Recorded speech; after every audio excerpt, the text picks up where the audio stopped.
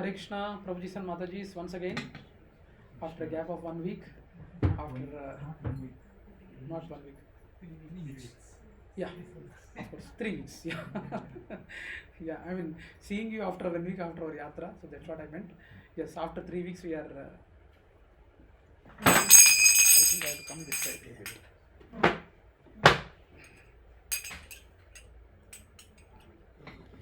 Okay. So today we are officially starting the chapter 2 of Bhagavadgita, right? Yes. Now a quick recap. So what were the reasons for Arjuna not fighting? What were the 4 main reasons? Anyway, before we start, I just wanted to tell that today's session would be there till 7:30 only, 7:15 or 7:30, and after 7:30 we will be having experiences of yatra, and there might be some other additional announcements are there to be made. So we'll start at 7:30. So strictly at 7:30 we will stop. Okay, so please remind me, Prabhu. He is laughing. He is confident that I will not finish at 7:30. I didn't say anything. Yeah. So, so yeah, please tell me what are the reasons for Arjuna. In the first chapter we have seen what are the main reasons for Arjuna for not doing war. In order, I need in order. And while you tell that there's those reasons, I wanted some examples from you to be given. For example, he quoted 4 reasons, right, for not fighting. For each and every reason, you should give an example in the today's world, how it is each and every reason is applicable. You should give an example. I was expecting 3 reasons, 3 examples for each reason what he quoted, which is relevant to our contemporary situation. In the contemporary, you should give an example. For example, first one is compassion, right? He was having compassion towards all the army soldiers, but both the sides he was having compassion. And Krishna is slowly going to prove in this Bhagavad Gita that whatever the reasons he quoted, Hare Krishna Murugar Prabhu, yeah. So whatever the reasons he quoted, Krishna is going to mitigate or is going to answer each one of the reasons. Whatever the reasons he quoted, he is going to counter attack for those reasons. Now leave about the counter attacking part from Krishna, but whoever gives that 4 reasons what Arjuna quoted, for each and every reason you should give an example, contemporary example for each and every reason what Arjuna quoted. That is an exercise. Let us start with the session with this. Come on, what is the first reason? So many hands lifted now after giving an example. No one is lifting. Why? First one is compassion, right? Give an example, contemporary example. Okay, let me give. For example, compassion. I have a son, but he is doing something wrong. For example, he is at the age of 16 or 17, he is trying to drive a bike, and he was caught hold by a police officer. So, is it valid from my end to show compassion towards my son? Arey, he is my son. So somehow I will bribe the police and I will get my son back. Huh? So is it a good compassion or wrong compassion? If it is a good compassion, you will pay the fine and let police give a small class to him, and whatever the punishment is there, he should be taken and he should not repeat it. That is the real compassion. My son, no. So I will give 2,000, 3,000. What kind of example are we setting by simply giving him money and bringing him back? We are setting an example with him that tomorrow also if I do something wrong, my dad and my mom will be by default coming and save me, protecting me. So that's not a right compassion. So Arjuna was having a compassion towards both the parties, but having a compassion or the people who are siding the adharma, it's not valid to have compassion for them. So this is one example. Is it relevant? Is it a wrong compassion or not with a contemporary example? Like that for the remaining 3 reasons, please quote the reason and give a contemporary example. What, Prabhuji, you put us in a very uncomfortable situation. Huh? What are the 3 reasons? First quote the 3 reasons. Come on. Lack of enjoyment. Second one. Sinful activities. Varna Shankara. Now, lack of enjoyment. Now, give a contemporary example. No, how?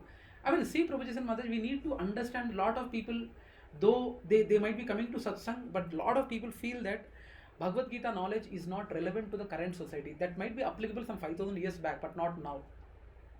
But it is too much relevant now actually, if you believe it or not. So, give an example. Lack of enjoyment. What contemporary example we can quote?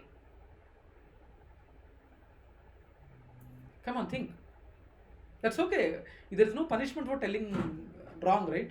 Because Prabhuji said our intention is not to simply learn Bhagavad Gita dry subject or theory. There is a group discussion also planned. I don't know whether I will be able to do that. There is a group discussion.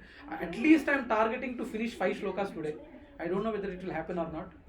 But yes, he is laughing. Yes, again. Okay, so yeah, tell me the reasons. Second reason, lack of enjoyment. Give a contemporary example, no? Please. Ashish Prabhu is seriously thinking. Lack of enjoyment. What he quoted, if everyone dies in the war, with whom I will enjoy? With whom I will enjoy? Come on. Give an example. Yeah, Skanda, come on. He has something, but he doesn't know. Haley, Appa. No, that's okay. It is wrong also, that's fine. No one is attempting, at least you are attempting, right? If there is a world war, everybody will get killed. The party who wins will not have enjoyment. Will not have an enjoyment. It will also affect their food changes because of something they don't have. If they want to ship it, like if they want to take some food from the other country, all of them are dead, they can't take it. Yes. Good attempt. Yeah. Yes. Very right. Yes. He went global actually. Very nice. Yeah. Anyway, that's a good example. That's fine. Next, third one. What is the point in Point. See, for what he's saying is, if he's having war and opposition party, all the opposition party dies. But each and every country might be having a unique item to bring onto the table, right? For example, Arab is there. They are known for oil. Spices are there, known for India. If they are losing it, then the oil, who knows, they might fire it and we might not get, world might impact with the resources sharing. So that enjoyment might not be there. That's what he was trying to quote. Yeah. Now third one, sinful reactions. We are going to get sinful reactions. Now tell me. Activities, not reactions. Sinful reactions, sorry. No, Sinful reactions, you know. no activities. No What? sinful reactions. Sinful reactions. Sinful reactions. It is very easy, no? Give some contemporary example, no? If he does that thing wrong, he'll get the reaction. Sinful reaction. But first he'll do the sinful activity only. Yeah, with activity only reaction comes. It is by default understood. If you are saying sinful reactions, means he did already activity, sinful activity. That's why he's getting reactions. Okay? Yeah, sinful reactions. It is pretty easy. killing animals for food? Yes, sinful reactions. Sinful reactions. Now, Varna Shankara. It is fourth point is so much relevant in our contemporary. These days, elders, no one is giving respect. Earlier days, elders used to be a main person in a home, who used to, if any important situation is there, they used to give respect. If any problem is there, they used to take suggestions from the elders. But now, elders we are not at all taking into, it's just a load for the family members. If elders are there, it's just a load for the family members. That culture is gone already. If you are seeing, one Mataji, actually, I don't know whether I told you or not. From 1999 to 2001, I used to stay in a room. So their owners are Brahmins. Actually, that auntie, Brahmin auntie. Now, she has 2 sons and 1 daughter. All of them stay in US and Australia, but she joined here in what is that? Old age. And almost every 2 weeks she calls me and tell me, Mahesh, come with your devotees, no, do some bhajan, no, please. They will encourage, they will all tell, and please talk to my kids also, no. Like that she says. She says. So, elders used to be very important people earlier, but now it is not, that importance is not there. So that fourth point, if the war is happening, the elders would be lost and there would not be any people to guide the families. That was the reason, which is very much relevant. Now people are not taking consideration into elder suggestions. They wanted to be independent. So that's a relevant point. Okay. So let me quick recap. Yes, quick recap was, Dhritarashtra asked about Sanjaya, what are my sons doing, and what is exactly is happening in the war field. Then that is shloka number 1. From 2 to 13, Duryodhana's mindset and his diplomacy is seen. What is his mindset and how diplomatically he appreciates both Guru and Bhishma to fight war against Pandavas. So diplomatically he plays. Next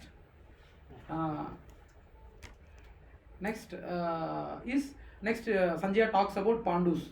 And Pandus also, he mentions from shloka number 14 to 20, what are the signs of victory for Pandavas even before the war started. All the signs were captured. Between these 14 to 20 slokas. Now, next one is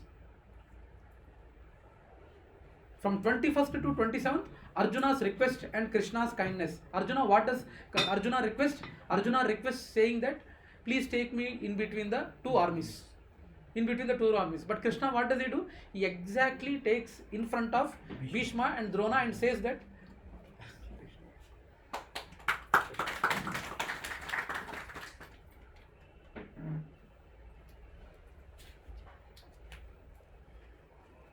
okay, so exactly he takes in front of Bhishma and Drona, and he puts in more sensitive situations so that churning of heart happens more.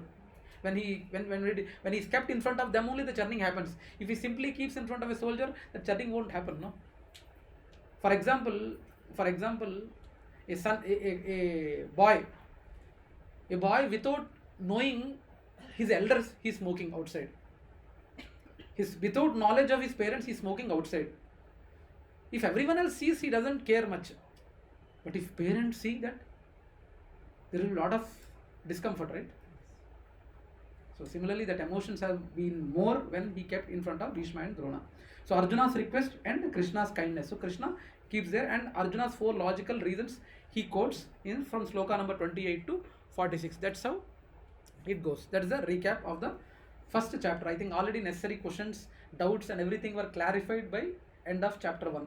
Now landing up to the second chapter here, we need to understand that Sanjaya Uvacha. Can someone read the shloka?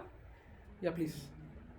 Sanjaya Uvacha evam Vikvarjuna sankye rato pastaupavisat visrujyasa sasaram chapam soka samvigna manasa.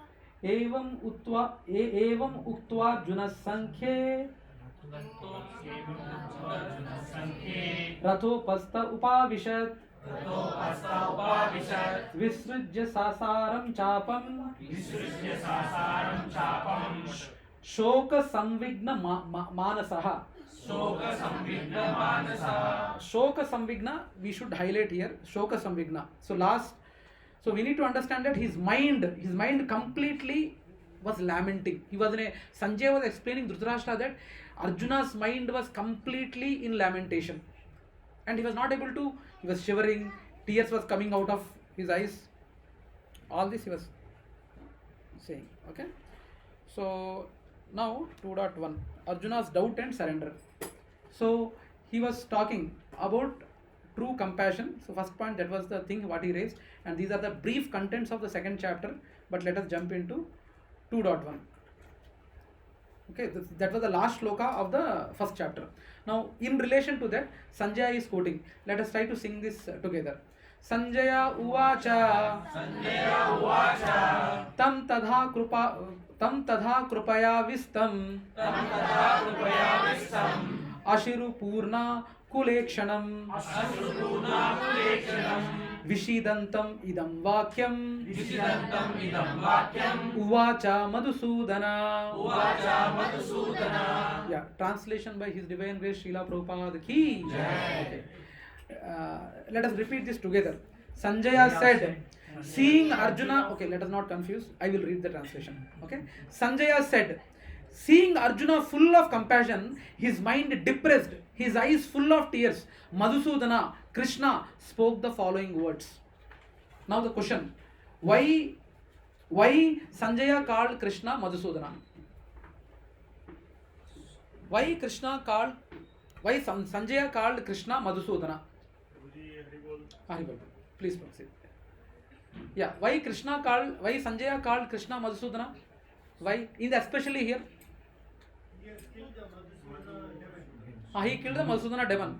Oh, yeah, that is right. He killed the Madhusudana demon. But why is he using Madhusudana word for Krishna in this shloka?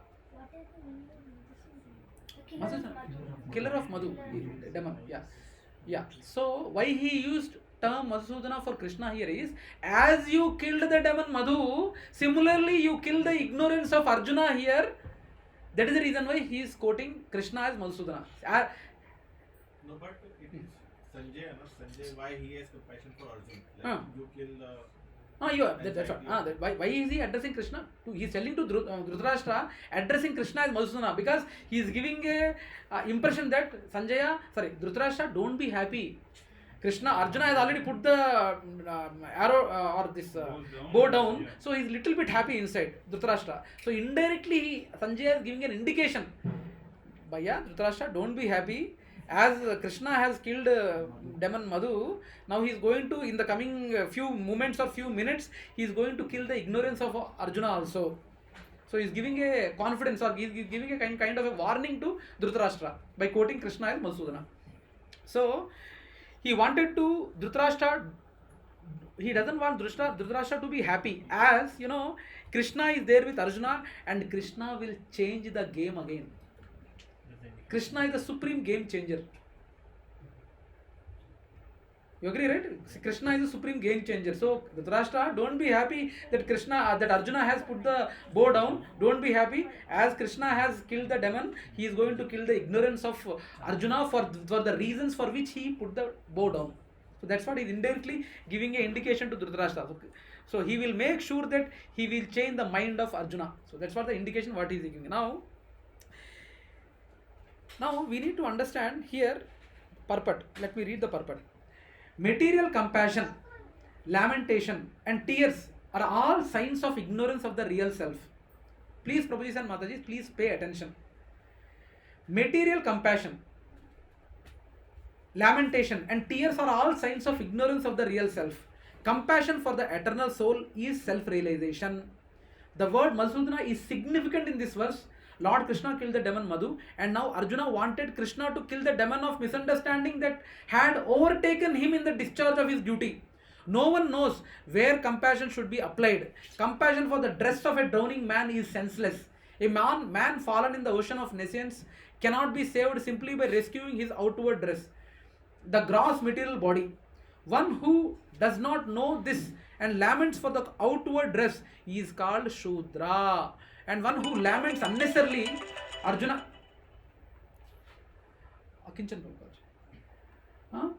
One who does not know this and laments for the outward dress is called Shudra, or one who laments unnecessarily. Arjuna was a Kshatriya and this conduct was not expected from him. Lord Krishna, however, can dissipate the lamentation of the ignorant man, and for this purpose the Bhagavadgita was sung by him. This chapter instructs us in self-realization by an analytical study of the material body and the spirit soul, as explained by the supreme authority, Lord Sri Krishna. This realization is possible when one works without attachment to fruitive results and is situated in the fixed conception of the real self. Now, which realization is he talking about in this shlok, in this purport? The question is for everyone. Which realization is he talking about? Srila Prabhupada just now said that, right? We are not the body. Huh? What is it? We are not the body. Yes. Who said this? Huh? Ashish Prabhu. Which Ashish Prabhu? Senior or junior? Junior Ashish. Huh? No, you are senior. Junior Ashish Prabhu. Haribol. Yes. That's right, Prabhu. That's what the realization is he talking about. When Srila Prabhupada in the purport says that this realization is possible when one works without the attachment to fruitive results and is situated in the fixed conception of the real self. So here the realization means that only. That we need to understand that we are not body, we are soul. And it is not easy. It is not at all easy. ఏం ప్రభుజీ మీరు అలా చెప్పేశారు, you simply told we should realize body and soul. For the Easy time being, we'll realize. Then we'll Forget. We'll forget. Okay, so that's what So, this. Yeah. Sorry, Prabhuji. One more thought. The first line which says material compassion, lamentation, and tears are all signs of ignorance of the real self. But at the same time, we also say when the soul realizes the supreme power or is able to associate and connect with the supreme power, that is when the body responds in the form of tears. Yes, Prabhu. Yes. But is that an ignorance of the soul? No, Prabhuji. Actually, that's what body is given as a vehicle for that realization. Body is given as a vehicle, so you should leverage your body for realizing it. If the vehicle is not there, it's very difficult. So body you should be used as a launch pad. For example, a rocket get launches on where? Launch pad, right? So you should use the body as a launch pad for getting that realization. Surely for you need a medium to respond. So the body is a medium, so you should use that body as a medium for realization. But without body, it is very difficult. It is very, especially in Kali Yuga, in Bhuloka, it is very difficult. Leave over the other planetary system, I can't comment. But in the Bhuloka, this is a wonderful medium, and getting a body, and that too getting a human body. That too getting a human body is the advantage. We are not understanding the importance of human body, right? Yes. So that's what he is talking about. Okay. So mentioned in Nishkama Karma Yoga, which gives Atma Gyan. So, this particular part, the self-realization means we should, if not now, at some point you should realize that we should give importance to the soul, not to the body. For sure. Okay. So, and also we should, as I said, this launch pad, when I say this launch pad should be used, this body should be used to go back to the ultimate destination. That is Golok Vrindavan or Vaikuntha Lokas, where God resides. Okay. Now Srila Prabhupada says compassion for soul is self-realization, but compassion for body is self-realization, but compassion for the body is senseless. Very harsh statement. Please be prepared for that harsh statements from Srila Prabhupada in the coming days. Compassion for the body is senseless, Prabhuji and Mother. It will cheat you at some point or the other. It will surely cheat you. There are a lot of examples to quote if you really want. But I hope you understand. Compassion for the soul. Can you give some example? Prabhuji, compassion for soul means, Prabhu, when you are having a compassion towards body, let me come with reverse, okay? When you are having a compassion for body, you will be only limiting yourself for only this life. Whatever the relationships you are having, the father, mother, wife, children, they are only for this life, Prabhu. This life. They are really going to be different in the coming lives. For sure. They are going to be different, and you should be worried more. It doesn't mean that you should completely renunciate them. But in this life, you should do as a responsibility as a father, as a husband, as a son, everything you should do. But that apart from that, highest responsibility was what? Savai pumsam paro dharmo yado bhaktir adokshaje yayatma suprasidati. Savai pumsam paro dharma yado bhaktir adokshaje. Uske baad there is a third line. I'm able to forget that. Yeah. So this shloka says that Savai Pumsam, highest dharma of a human being is to have a responsibility towards God. That is the ultimate, uninterrupted and unpolluted. That is the highest responsibility. He doesn't say that we should not do responsibilities of our family course, but highest responsibility is that we need to note. Okay. So whoever thinks about body more, they are called Shudras. Body, materialistic means they are called Shudra. That's what we need to understand. Even one who laments unnecessarily for the body also called as Shudra. So compassion is explained here. Okay. So there are some additional explanations from the Parampara by calling Krishna Madhusana, already we discussed. Dhritarashtra was happy, so this also we discussed. Signs of ignorance of real self, material compassion, already we discussed.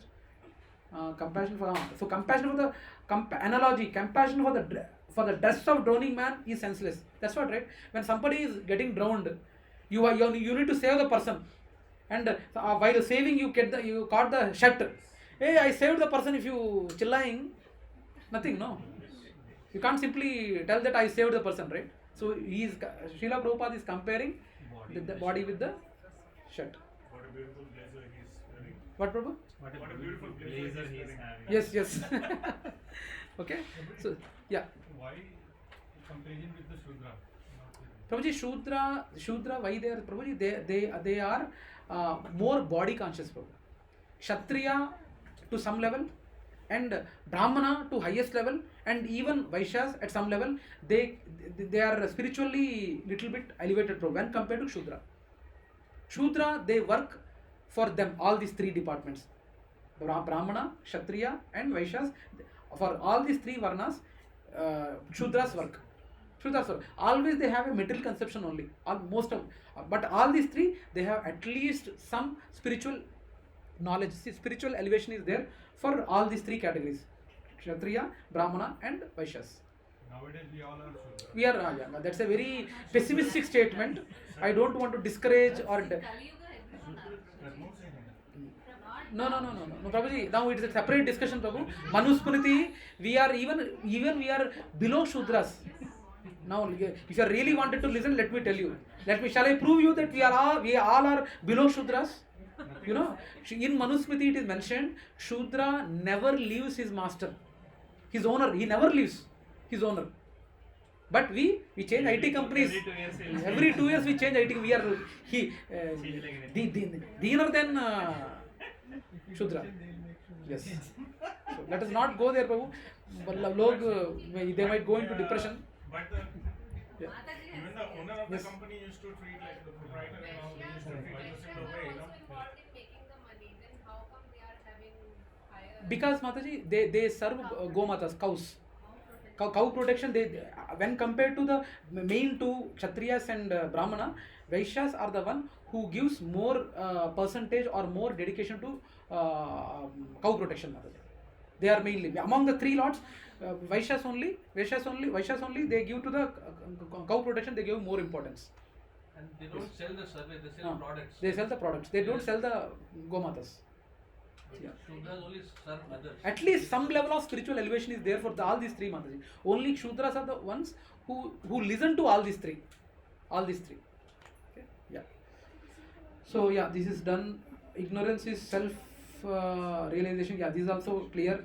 Chapter 2 teaches Gnana, analytical study of material body and spirit soul by Supreme Lord. Yeah, I think we are going. Yeah, 2.2. Let us do this together. Now, before we do this together, let us do loud 3 Haribols, because Krishna is going to talk for the first time in Bhagavadgita. Hero entrance. Yes. Okay, so loud and enthusiastic Haribols. Haribol. Yes. Okay, so yeah, after me. Shri Bhagavan Uvacha Kutastu Kusmulam Idam Vishame Sumapasthitam Anaryajustam Asvargyam Akirtikaram Arjuna. Translation by His Divine Grace Srila Prabhupada Ki. The Supreme Personality of Godhead said, "My dear Arjuna, how have these impurities come upon you? They are not at all befitting a man who knows the value of life." Now, Lord is surprised how these impurities have come upon him. Right? What are the impurities? Can you guess what are the impurities he is referring to? Material attachment. Material attachment. Me, my people, my family. In fact, no, he is not surprised, but he is acting like he is surprised. Krishna. He is not surprised, but he is acting in front of him that he is surprised. So what are the impurities what Krishna is talking about to Arjuna? So being in my presence, talking like this is not right. Being in my presence, who am I? Being in my presence, you are talking like this thing is not all fair.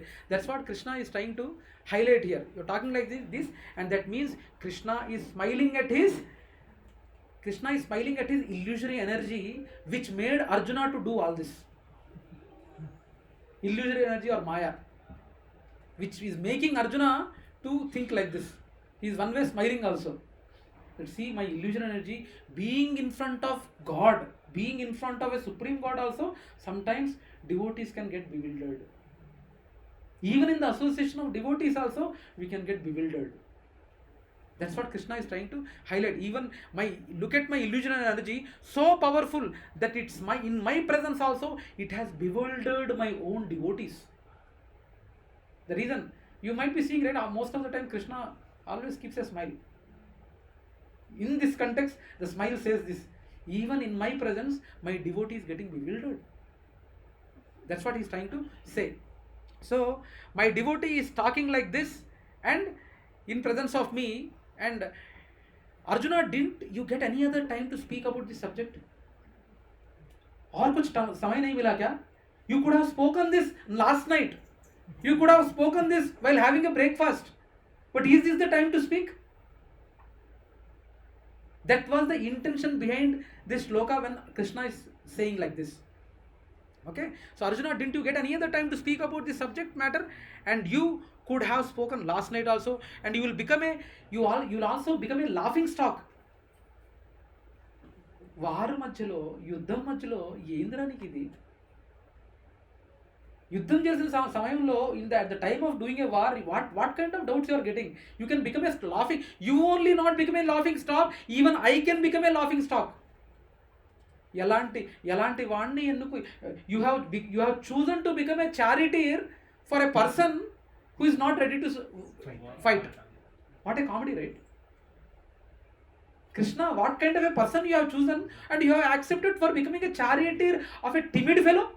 ఒక పిరికి పందనికి నువ్వు చారిటీగా రథసారథిగా వచ్చావేంటి కృష్ణ అని అనరా?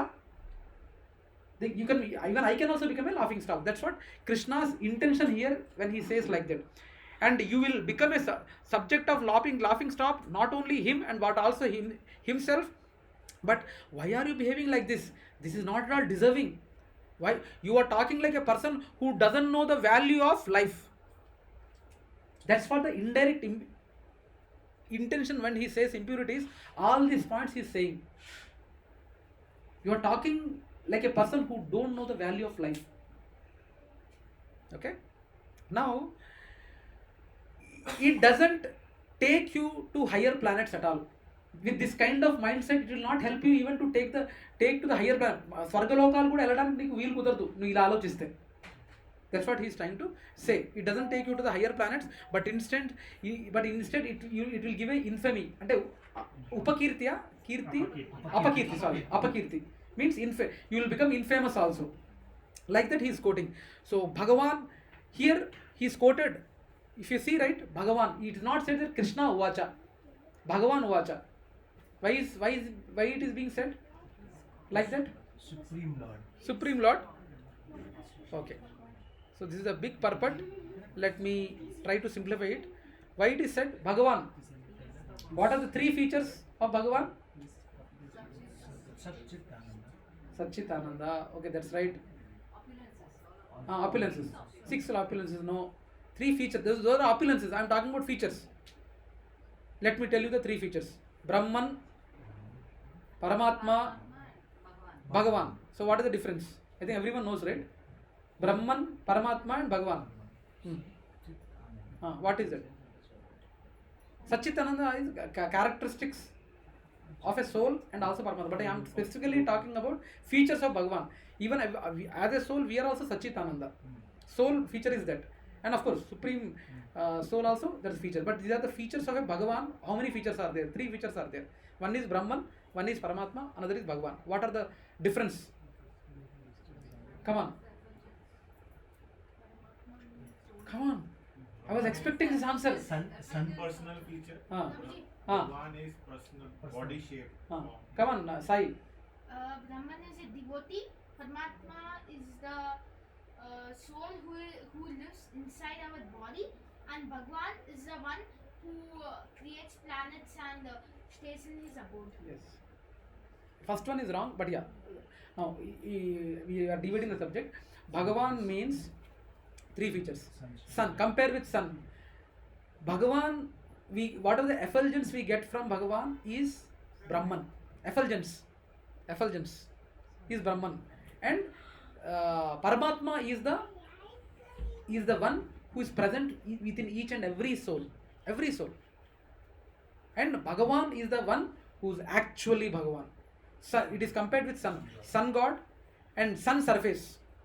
Perimeter of a sun and sunshine. We can compare it with the train also. When the train comes, right? Initially we see the light. Have you seen it? When the night time, only light appears. That is Brahman. But when train goes fast, you will see some shape. Rectangular shape, some dabbas are there. But when train stops, there is a proper everything inside the train you can see. So that is Bhagavan. Okay? So Bhagavan means possessor of opulences, three features, sunlight already we said. In this context, so here in this, if you see all the six opulences we already know. Everyone knows, right? Six opulences. Even whoever is having the six opulences in full is also Bhagavan. And if you see here in the purport, there is somewhere where Aryan word is given. Even in the shloka also, if you see, Anarya Justam Aswargyam. Now tell me the meaning of Arya. Huh? Arya ante warrior. Okay, that's good. Good trial. I think the lot of movie effect is there, I think. Yeah. Yeah, tell me. Persons who know the value of life. Yes. कैसे पता किया रे? इधर है क्या? देख लिया? Yes. Actually, Arya means the person who knows the value of life. Value of life. And now, how this Aryan philosophy in CBSE, in our state board syllabus and all, Aryan philosophy has come, right? And this philosophy has just came in 19th or 20th century only. It was a fake philosophy where it is said that someone from the European land or European area, someone they came who were knowing actually the culture and civilization and all. They only know, and they are the takedars of the entire world, and they are trying to change the world like that. That is the impression given by Aryan philosophy in our books. So Prabhupada says in the purport also the same thing what our Riyan Prabhu told. Okay. So C6 opulence. Now the Aryan invasion. Why I'm just trying to bisect the Aryan meaning here. So Aryan, that's what I mentioned from you. Huh? What is that? Rajashri?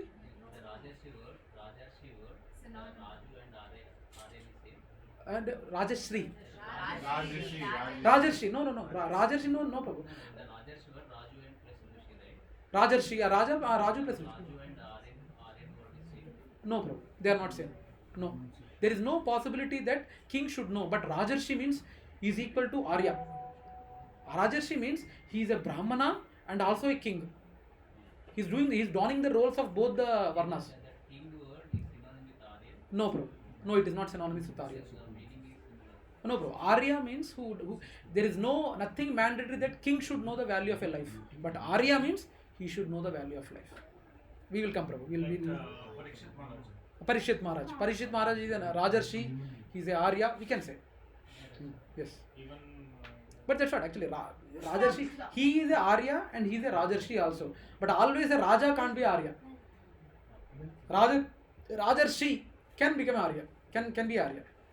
So here it is distorted history. Riyan beta पढ़ा ना वो क्या रहेगा Aryan invasion? The Aryan invasion theory is a hypothesis developed in the 20th century that states that a group of people called Aryans invaded northern India and destroyed the Indus Valley civilization. Yeah, so Aryans are a group of people coming from Middle East. So they invaded India and brought the civilization, and they think that India never had a great culture. India never had a great culture, and they only showed the culture to them.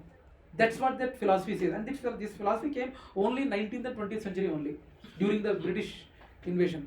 And and whatever culture that came was from Aryans only. That's what the that's what the impression they were giving, Aryan invasion. So, but actually this particular distortion, the problem is what? It never had. It only came up in 19th and 20th century only. But having this kind of philosophy, and the people who believe in this Aryan philosophy, what happens? If the philosophy itself is wrong, it is giving a wrong effects to the society. How? How it gives a wrong effects to the society?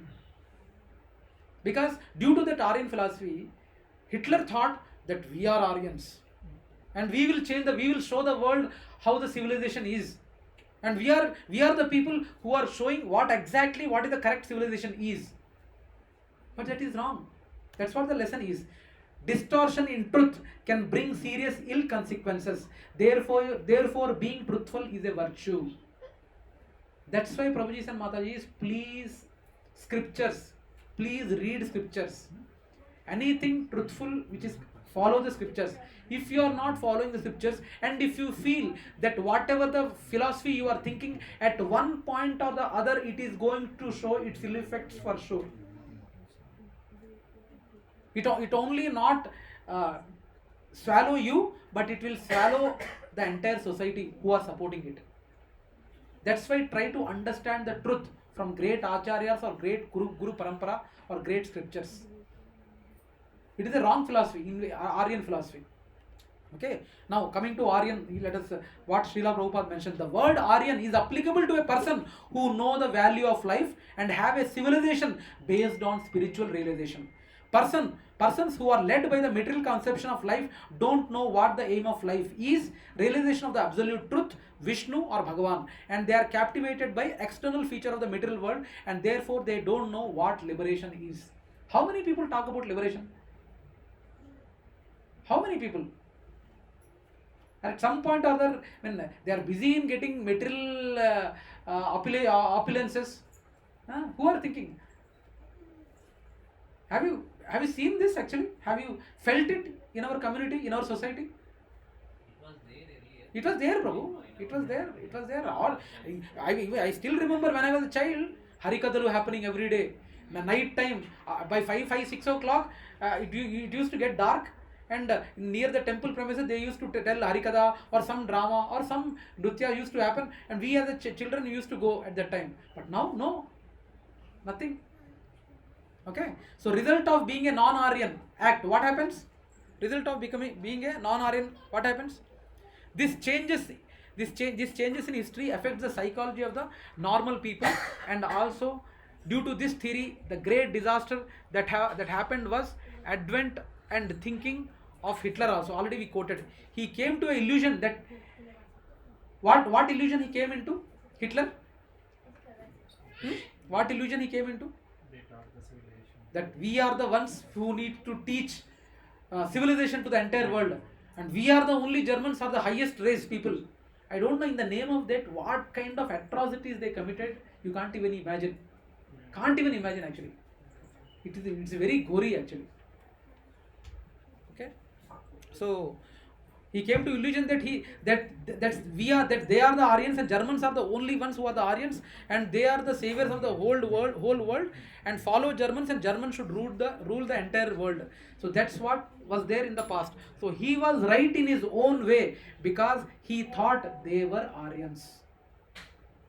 He thought he was right because he thought we are Aryans, they are Aryans, which is wrong. So what Srila Prabhupada says in his purports about Aryans, already we have seen it, right? Now, result of being non-Aryan, what? Result of being a non-Aryan, it brings infamy in this life. In this life, Akirti. Next, there is no spiritual progress made. Next, Asvargyam doesn't lead to higher planets in next life also. Now you can imagine what kind of fate Hitler might have had. Okay, so that's about this. Now additional examples from Parampara. One question. Previously, again, Yes. we Yes. spoke about mukti, but again we speak about going to higher planets, Yes. not really liberation. Yes, not liberation. No. Again, here also we are speaking about like going to higher planets rather than highest thing is liberation. Yes. we speak about. Yes, Prabhuji, but results of being a non-Aryan doesn't lead to higher planets in next life also. Why? Because you are not having a proper conception of life, and you are not being a leader. You are not propagating the thing to your family members or society. Yeah, I understand. What I'm saying is, instead of saying that it doesn't lead to liberation, you're saying don't lead to higher planets. Higher planets.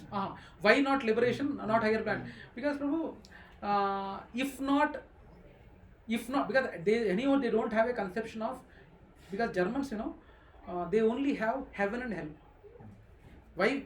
In the context of Hitler, we have quoted this, because they have only heaven and hell. They can't think about liberation. So that's why we mentioned about higher planets here in this context, in Hitler's concept. But ideally, you are right. No to the no liberation at all. That should be an ideal statement. But since Hitler topic has come, I'm mentioning that. Okay. So additional examples from Parampara. Yeah, additional. I think we already discussed this. We already discussed importance of Krishna being referred as a Bhagavan. Already we discussed. Definition of Bhagavan by Parashar Muni we discussed. Definition of Aryan also we discussed. Non-Aryan also we discussed. Yeah. So rest of this also we discussed. Krishna tells Arjuna that his many good arguments are Anarya Justum, not befitting Aryan. Yeah, already we discussed. So yeah, I think 2.3. Yeah, let us please repeat after me. Klaibyam masma guma pardha naitattvai upapadyate Kshudram hrudaya daurbalyam Tyakta vatista parantapa. Translation by His Divine Grace, Srila Prabhupada ki. O son of Prudha, don't yield to the degrading impotence. It does not become you. Give up such petty weaknesses of heart and arise, O chastiser of the enemy. So addressing Arjuna as Partha. Why? Addressing Arjuna as Partha. Why? Son of Prudha. And you may do anything in your life. People may make fun of you. You know something, Arjuna? I am related to you. Krishna is trying to say, I am related to you. How? Even I am a blood relation also. I have blood relation with you also. That's what Krishna is trying to say. I have a blood relation with you, and if they make fun of you, they will make fun of me as well. That you could not find anyone else other than Arjuna and become his chariot driver. Look at Arjuna. He is running away from battlefield. Shame on you. You bring inglory to you also and me also. So come, don't act like eunuch. So you should stand up and fight. That's what Krishna is trying to say. Don't act like eunuch. Please fight. That's what he is trying to bring it up here. Now question. In this verse, Krishna chastises and encourages Arjuna. In this verse. Question to everyone. Radhika, already Krishna is speaking. Okay. So in this verse, Krishna is appreciating Arjuna and also chastising Arjuna. Now tell me, how is he chastising and appreciating? Shall I go to the translation once again? Please. I know. Now tell me how he is encouraging, how is he appreciating in a single shloka. He is appreciating and also encouraging. He is pointing, he is discouraging also. He is saying like you are my blood only, and being my blood you are like running away. You read the shloka properly, then I am going to the question. Appreciating is this chastiser of an enemy. Chastiser of an enemy. You are chastiser of enemy, Arjuna. Like that is appreciating. Number 1. Yes. Oh, chastiser of enemy. Yes. Next. He's criticizing him by saying being Since he is a an important Clybium. Yes. You cannot be a warrior but run away from the battlefield. Yes. There are three appreciations and 3 chastisements here. Single shloka. That is Krishna. In a single quote, fasak. Pritha word also Since he is a encouraging. Kshatriya, he has to fight. Yes. If he don't fight, he is by name, Yeah. he is called Anyway, Kshatriya. in the interest of time. Rebuke. Clybium. You impotent. How is he rebuking? You are impotent. Eunuch. You are impotent. What is the Clybium? Don't behave like a pirigi panda, you timid fellow. Clybium. Next, third one is petty, shudram. Petty reason. These are petty reasons. Third one, Hrudaya Daurbalyam, weakness of heart. How could you get this weakness of heart, Sai? How? Why are you crying for your sister beating? Huh? What is this Hrudaya Daurbalyam? So 3 chastisements in a single shloka. Now how is he appreciating? Partha, son of Prudha. Son, your son. Next is Parantapa, chastiser of enemies. So like this he is appreciating. In a single shloka he appreciated Arjuna and also chastised also. Now purport.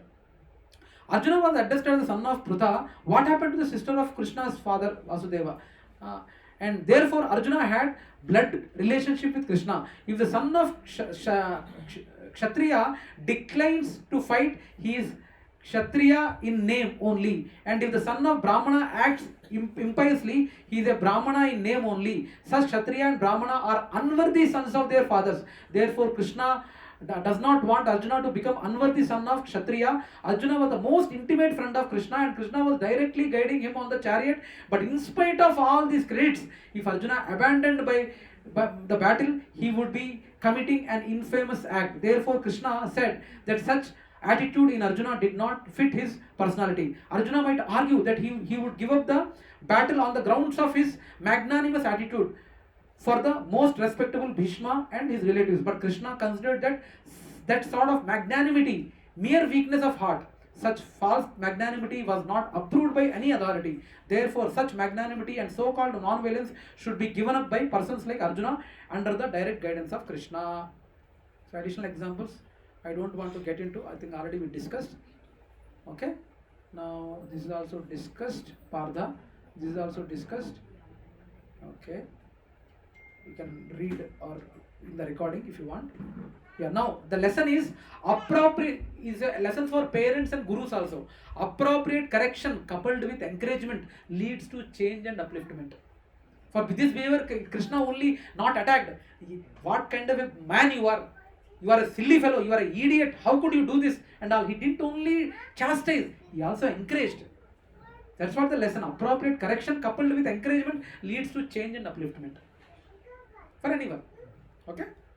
Now, shloka number 2.4. Arjuna says, repeat after me. Arjuna uvacha katham bhishmam aham sankhye dronam cha madhusudana ishubhi prati yodsyami puja rahava arisudana. Translation by His Divine Grace Srila Prabhupada ki jai. Arjuna said, O killer of enemies, O killer of Madhu, how can I counterattack with arrows in battle men like Bhishma and Drona who are worthy of worshipping? That's what he says. Now, in this one, in 2.4, he asked, indirectly he asked, have you killed your relatives, Krishna? Have you killed your relatives, Krishna? What should Krishna say? Yes, Arjuna, I killed my own mama. I killed my own mama. But Krishna, have you killed your grandfather? Have you killed your Guru Sandipan Muni? Like that? His intention was. For that, that's why he's quoting, who are worthy of my worship. Why I need to kill him? But did you kill, he's indirectly saying, but did you kill your grandpa or Guru, or you are a killer of demons, but not your killer, you are not killer of your closed ones. You are not killer of your closed ones. That's what he's indirectly trying to say. Now, if you see the purport here, now a question for everyone here. Question for everyone is, here Arjuna, if you notice that, I know we are extending the time, okay, but another 15 minutes. Why is he bringing Bhishma first and Drona second, quoting? Why is he quoting Bhishma's name first and Drona's name second? You have seen, right? Arjuna vata kadam Bhishmam aham sankhye Dronam cha madhusudana. He is addressing Bhishma first and Drona next. But Now His direct Duryodhana in the first chapter, 7th and 8th shloka, if you see, he addresses Drona first and Bhishma next. Why? Come on. Drona is a guru. Bhishma is also father.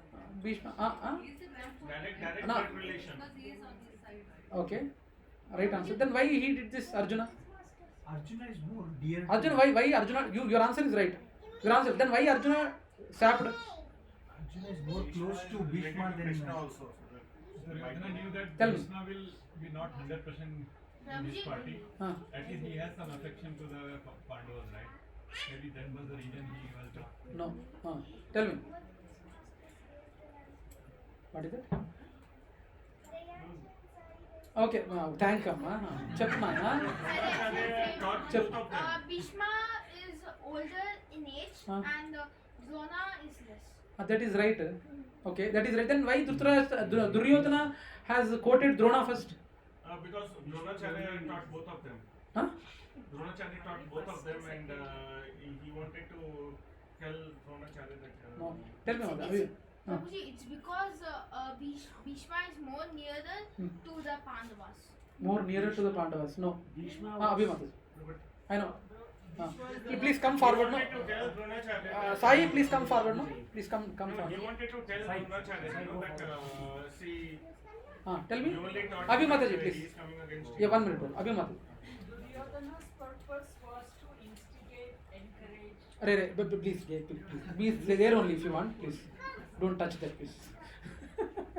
Yeah, please, Abhimata, please go ahead. The reason why Duryodhana spoke Ah, was to instigate okay, and encourage. okay. Whereas the reason why Arjuna is speaking Ah, is to gain sympathy, compassion. ah. So Drona is warrior. Bhishma is grandfather. So the most significant Bhishma is like more compassion side. Okay. Drona is more like fighting guys. Okay.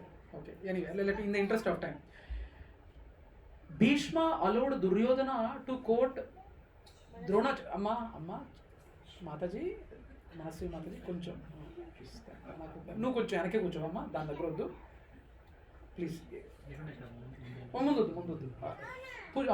yeah, that's fine. Better, yeah. So Bhishma accepted for quoting Drona first because he's a Brahmana.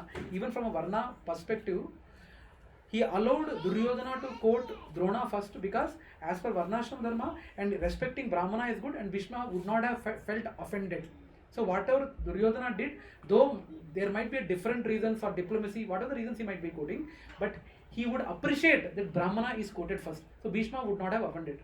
Number 1. Coming to number 2, Arjuna quoting Bhishma Dev first. He was a respectable elder, but main reason is Bhishma was a pure devotee of the Lord. Bhishma was a pure devotee of the Lord, but Mahajan also. But Dronacharya is a Yoga Mishra Bhakta. He was not a pure devotee. He was a Yoga Mishra Bhakta. Okay, so that's the reason why it allowed. So Arjuna was having his valid reasons for quoting Bhishma first. What is Yoga Mishra? Yoga Mishra Bhakta. Prabhuji, Yoga Mishra Bhakta means it's a mixed kind of Bhakta. Like you do, see, it's not for the sake of God, appreciating God, he took the Guru position. For some, who's that? Drupad ke liye, he got into this. So it's a mix of both. He's not a pure devotee, he's a Yoga Mishra Bhakta, we say. It's a mix. That is what Lord Krishna blamed him also. Yes. That you are not the pure Guru. Yes. You are No, not we'll come to that also. So you got the reason right, why he quoted and all. So that is the main reason. Now, we need to understand that. So as a matter of fact, his senior age and pure devotee already we mentioned. So now here, this is the reason. So that's why Bhishma and they were quoted. Okay. Now purport. Respectable superiors like Bhishma the grandfather and Dronacharya, the teacher, are always worshipable. Even if they attack, they should not be counter-attacked. It is general etiquette. The superiors are not to be offered even a verbal fight. Even if they are sometimes harsh in behavior, they should not be harshly treated. Then how is possible for Arjuna to counter-attack them? Would Krishna ever think his own grandfather Ugrasena or his teacher Sandipan Muni? There were some of the arguments offered by Arjuna to Krishna. Okay, so this is what additional examples already we discussed. By addressing Sri Krishna as Madhusudana already we discussed. Sandipan Muni, yeah, this is a small kada. Why, yeah. So now tell me 2.5. This is the last shloka for the day. We are closing it. We are closing this last shloka for the day. Now 2.5. Let us please repeat after me. Gurun ahatva hi mahanubhavan Shreyo bhoktum bhaksham apiha loke Hatvardha kamamstu tu gurun hi haiva Bhunjiya bhogan rudira pradigadan. Translation by His Divine Grace Srila Prabhupada ki. It would be better to live in this world by begging than to live at the cost of the lives of great souls who are my teachers. Those who are my teachers. Now, Krishna may say that if you don't fight, you will become beggar. Krishna might say that if you don't fight, you will have to become beggar. For that, let it be, he says. Let I become beggar. Let I become a beggar. It will not, but I will not fight with these great souls. Even though they are their teachers, since they sided the adharma, they are supposed to be taken to task. That's what Krishna is trying to address. They are no longer your teachers, then you can reject that guru. So Arjuna is showing high level of integrity, respect and etiquette in the purport. Now you need to understand at what are the criteria for rejecting a guru. Krishna is indirectly saying that you can reject that kind of a guru who is taking the side of adharma. Why are you hell-bent on this kind of thinking? You can reject that guru. Now tell me, question for everyone. A guru can be rejected if when can a guru can be rejected? He is not from the authentic parampara. Okay. He is not following the scriptures. Okay. Partiality. Okay. He is not leading you to the ultimate, which is moksha, Yes. rather than your material. Go ahead. He's in money making. Money making. Yes. He'll teach you some random concepts. He'll tell you give me this money, you'll become God. God. Okay. Yeah. Good. Really, kids are really amazing in Zenith satsang. Good. Yeah. A guru can be rejected. Here it is said. In Mahabharata also it is mentioned. Guru api avilaptasya karya karyam ajanataha utputta pratipannasya parityago vididyate. So 3 situations guru can be rejected. Number 1, if he is proud of himself. Nen guru. I came just now, you don't even put my garland till now. Why this delay? Where is Vardha Prabhu? Why you delayed putting garland to me? So that proud is not accepted. Second, does not know proper behavior of right and wrong. Does not know proper behavior of. If any senior Vaishnava is coming, we should bow to each other and say Vancha Kalpa Tarubhyascha. So etiquette. Does not know proper behavior of right and wrong and becomes addicted to the sinful life. Become addicted to the sinful life. Yeah. So we could reject our school teachers. Huh? No, unfortunately, why? How you can say you can reject? Are they any of these 3? Tell me. All 3. How are you saying all 3? They are very proud of their authority. How you know they are proud? Sometimes teacher have to show proud in front of kids such that they behave properly. If they always say humble or Riyan beta, please thoda meri baat suno na. You are not in a situation to judge a teacher. Radhika, Mataji, Radhika Mataji. Okay, so, Riyan beta, that is wrong. See, proud. You can't decide a teacher whether he is proud or not, because he acting like a proud might be for a valid reason of you becoming a good person. No, you can't judge. Kindly don't be in a position to judge your teachers. Try to understand the situation. I have a proof that they're proud. What is the proof? Tell me. What is the proof? The teacher is so proud that when she came, she expects everybody to magically know that all the bags should be out of the classroom and they should be stacked properly. But mine was not stacked, so she just threw it away on the sand. So it means she's proud. Is that the reason for saying her proud? I don't think so. I don't think so. There are thousands of reasons, so I can't. No, now we can't have the discussion of this thousand of reasons, but try to understand one thing. Whatever the reasons might be, teacher, they might be really proud also. It's a message for everyone, Prabhuji. All the kids, it's a message for, because I am facing this with my kid also. Whatever the teacher behaves, it's a lesson for you. Don't ever point out the teachers. Make it a habit. Because teachers, they are not going to be permanently staying with you, right? They are not going to be permanently staying, but don't do that guru aparad. In what, even in the material life also. Even in material life also. My teacher, if I did some mistakes, he used to do Todapayasham, Pottapayasham. Pinching, my skin used to get out. Small layer of blood used to be there in my childhood. But I love the teacher very much, my Sanskrit teacher, Murthy Garu.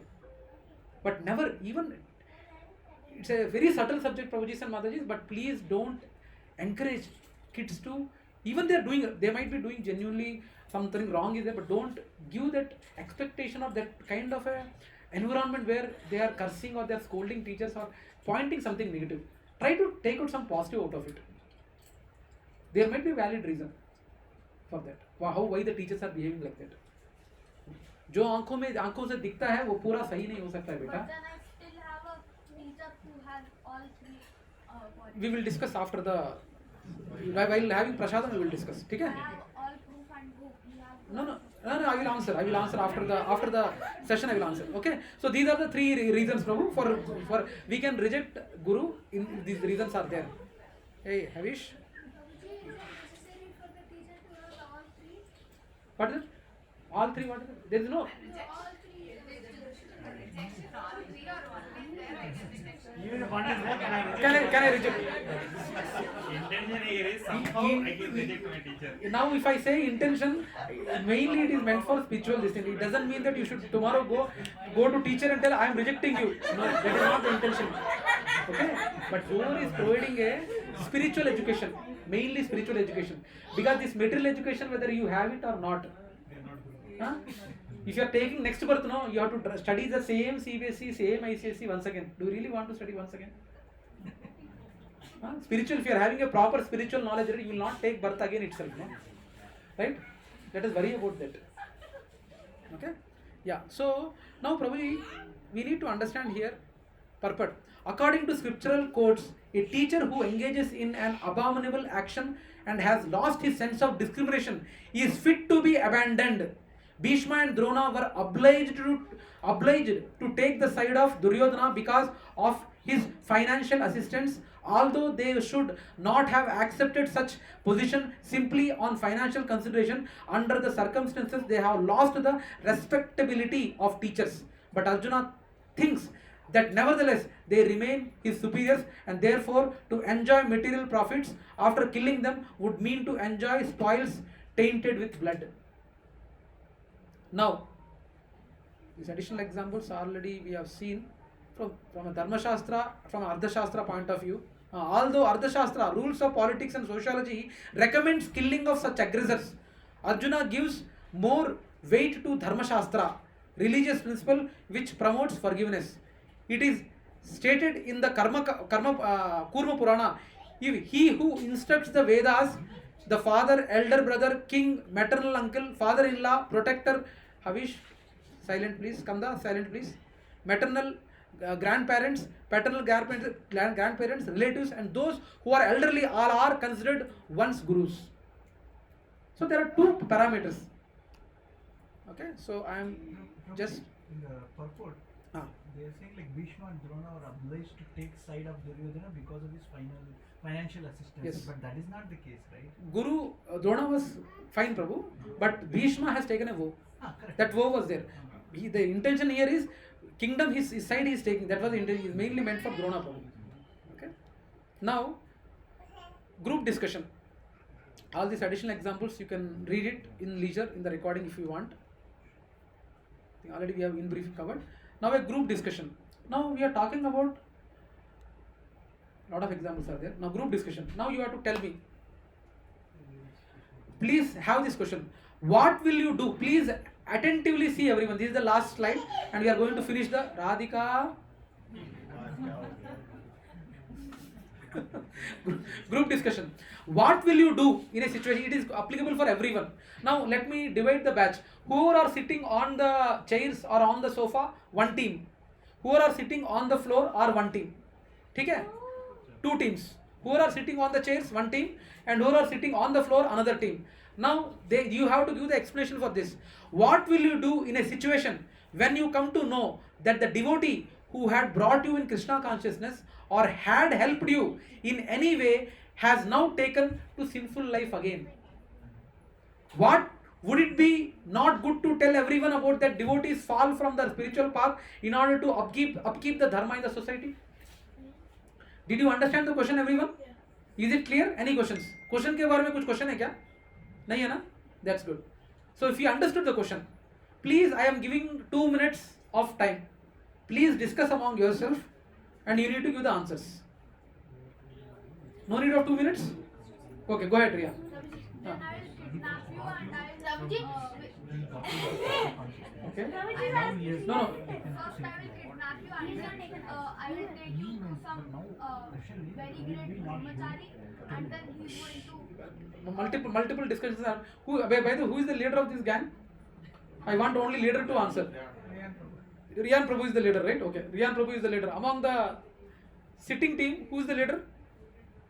Who wanted to be the leader? Gangadhar Prabhuji. Huh? Who is it? Gangadhar Prabhu? Okay, Gangadhar Prabhu. I think there's a lot of demand for you, Prabhu, to become a leader. So you are the leader.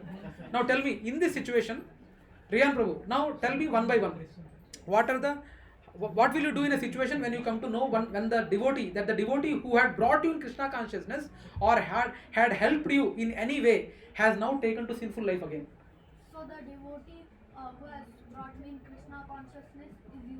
So I will first kidnap you and I will take you to some great brahmachari. Then I will ask the brahmachari to put you in a room full of devotees who are chanting Hare Krishna Mahamantra 24/7 and after 1 week I will take you out of the room and then you will again become Krishna conscious. Okay. Did you understand the answer? Did you hear to the answer, everyone? No, right? He is saying that, okay, he is saying that I brought him to Krishna consciousness. So, so the answer what he is giving is, since I brought him into Krishna consciousness and I am fallen again and I took a sinful life again, then he is going to kidnap me. First is he is going to kidnap me and take to a brahmachari in temple. And he is going to lock me down and he is going to keep me along with the devotees who are chanting continuously in front of them. So he is going to keep in front of them and for 1 week by kidnapping me in that room, locked room, he will keep with the devotees and they will be chanting and I will be hearing to the chanting, and after 1 week I will become pure and he will take me back again and leave me with my family. He has given 1 week. Yeah, thank you. Thanks. Okay, that is the first thing. Yeah, that's a good creative answer. Yeah, nice. Any other responses? This answer is like a Sunday cinema. Any other answers? What will you do in a situation when you come to know when the devotee who had brought you in Krishna consciousness or helped? We could give a bribe to the person and then we will ask him that come back to Krishna consciousness. So you will bribe me and you will take me back. Okay, and that's enough. Hamar. వాళ్ళ మీద మనకు sympathy ఉండాలి, దేవుడికి ప్రే చేస్తూ ఉండాలి. Yes.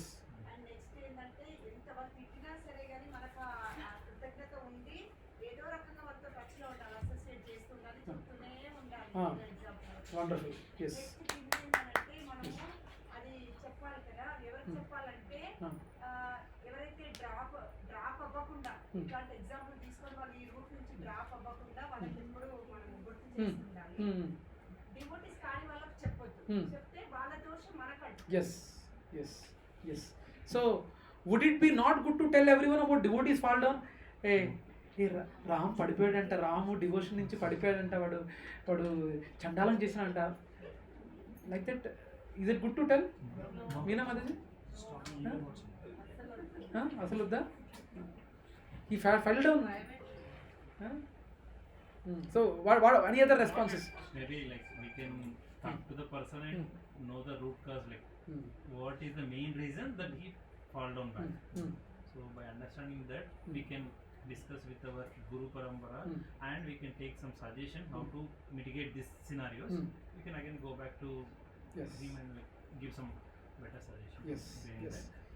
Yeah. Any other comments? Actually, they have to sort out the problems which had made them to fall down. Yes. they And also have to make sure take the that reasons for this fall down. Yes. And they have to tell others to not Skanda? to do that mistake. Not to do that mistake. If at all, however good you may be, you may fall down like Yes. So in that case, you should be very elective and you should not go to that mistake. Yes, that's right. Like that. Wonderful answer. Any other? But setting an example of fallen down devotee to another devotee is also in a way talking ill about that devotee who's fallen down. Yes. That's also an aparadha. No, come again, Prabhu. If you are going to take the devotee who's fallen down, take that example and tell a devotee who's good, saying that you should not get into that path and fall down like that, is also talking ill about the individual, isn't it? Why, Prabhu? If you're talking with one to, If you are setting an example by saying, look at him. Okay. You are basically, if you are fallen, I'm talking to him about your this thing. But Prabhuji, the intent, the thing is, yes, that point is also valid. Yes, you are right, Prabhu. You are right. Yeah. Anyone else? So first I will ask him or her, why did he go into something else and things. And after that I will, whatever he is doing, suppose he likes doing some other parties and not attending the classes, I will take him away from the party and I will make him attend all the satsang classes. So after attending many times, he will again regain his consciousness. Okay. Yeah, you are right. What I will do is, when if he goes to many parties, then I'll invite him to a party, but that party is actually a Bhagavadgita shloka class. So he can listen Bhagavadgita shloka class, and at the end of the time he can get prasadam and go. Okay. Yeah, good. Anyway, in the interest of time, అవన్నీ అంత మాట్లాడదాం. Okay, first one is, we need to, as a lot of devotees have mentioned, all your answers are right, Prabhuji. When we need to really analyze the problem, we can sit with the devotee and ask, what is the reason for you falling down? Are there any reasons where I can help? We can render help in coming him back. We can discuss that and quote the reasons for. We can also quote the reasons. What are the reasons I got inspired from you for me coming to KC. We can remind him that these qualities what I have seen you, where I also got inspired to come in KC. We can quote those reasons, and also same logic we can give to him also. These are the qualities what we have, and if not listening, then approach a senior Vaishnava also, nothing wrong. Coming to your question, Prabhu, there is nothing wrong in approaching a senior Vaishnava and discuss with him, because Prabhuji, we can chastise a person if you are taking a responsibility of him. You can chastise him, but if you are ready to take a responsibility, you can chastise him. But if you are not taking a responsibility and simply chastising or telling a rumors passing on, it is a very negative karma. It is leading to a negative karma. That is what is that? No, there is a term, right, in Sanskrit. Laulyam cha.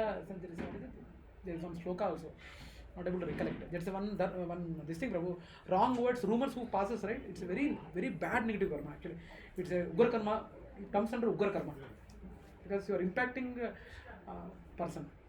Okay, so that is one thing. If not listening, approach a senior Vaishnava and who knows both of you is better, and to discuss this point, and also engage him in various services. We should make him busy in various devotional services, vegetable cutting, cultural programs,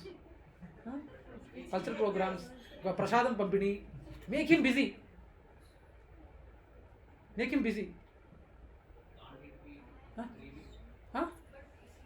Prabhuji, we have to make sincere effort to make him come out. We should, above all, we should have sincere prayers, Prabhu. Our prayers work. We should sincerely pray. Pray for the devotee. That prayer, Ashish Prabhu, better, huh? So, free will is there, Prabhu. Free will is there. Free will is there. But we should make our genuine effort and pray for him and try to make him engage in services. As many services as possible. As many services as possible. And we should not, we should never defame him at any point. We should never defame him. We should never defame him. And whether even after senior Vaishnava intervention, no improvement is happening, then leave him. We can still pray him. Pray for him. Even despite multiple things, multiple times, he is not improving, then leave him and pray for him. Genuinely pray for him, Prabhuji and Mataji. Sometimes birthday wishes we send it in groups. Simply copy pasting doesn't matter. While you sending that message, wish you a happy Krishna conscious birthday Kamlesh Mataji, there should be sincere prayer. Yes, I am sincerely praying for you, Mataji, for your well-being. For your well-being. For your happiness. I should sincerely pray while you are typing that message. We should know copy. A lot of people said wish you a happy Krishna. I'll copy paste and probably I will add 1 or 2 extra words. Done, sent. No, please have your sincere prayer when you're sending a wish. Prayers help, Prabhu. Prayers matter. Okay, so this is the group discussion we had. Any questions till now? We are closed for today. Any questions? The first 5 shlokas. One thing, I have 2 questions. Yes. Now, it may be sounding a bit silly. Yes. They told, as you told before that parents and companions, like they will be this birth only, like Yes. Yes. like if someone's karma is not as effective, and if he's taking second birth, but he loves his parents a lot, there's a lot of affection and they thought of each other at the time of death, then there will be a chance that the same soul of the parents and the same soul of the child will be in another birth as well. There is a chance, Prabhu. There is a chance. Then they are coming into, they're living one birth and they're coming to another But birth. that's what if you are spiritually enlightened, why do you need a second birth, Prabhu? No, not about me, not about. But Surely they'll take there birth. are chances. Yes, there are chances. For people. Yes, there are so chances. That means it's not limited to like in 100%. No. It's not limited to one. No, it's not limited to one. No. Yes. One thing is that. Yes, it is. Second one, I sent you that Uddhav Samvad. Yes. In that Uddhav Samvad, Uddhav asked a lot of questions like you didn't come, you didn't stop. So Lord Krishna told that first of all, Duryodhan was very intelligent when he was doing Dyutkira because he got Sakuni in. He had money, he put his money, but he didn't know to play Chaucer. So he got Sakuni, who was expert in Chaucer. So he was very intelligent. Yes. These people could have got me, but they didn't get it. So because they were intelligent, he was intelligent, so he won. So it's an intelligent person who wins. So when they told that they were praying, until like they told her like you didn't come until Draupadi called you really from the heart.